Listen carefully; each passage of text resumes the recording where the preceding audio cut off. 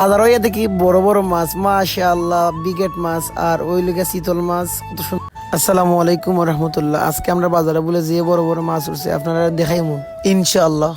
আমরা বিসমিল্লাহ হইয়া বাড়ি গেছি আর গাড়িটা বাহরে নিলাম, সবাই দোয়া করবো আমরা লাগে। আসসালামু আলাইকুম। কই দিতা ও লামা ফরানি এই উঠি দাও। ওনা ওনা ওনা আমি গায়ে যাই লামা ফরা আইন আইন হেনে আমি তো যাই লামা ফরা আপনি যাই আইন।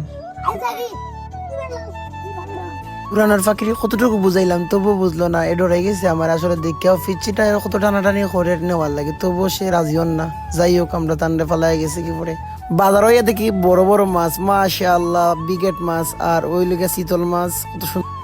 আজকে আমরা বাজারের সংক্রান্তি উপলক্ষে উঠছে মাছ, প্রতি বছরই হয় এরকম।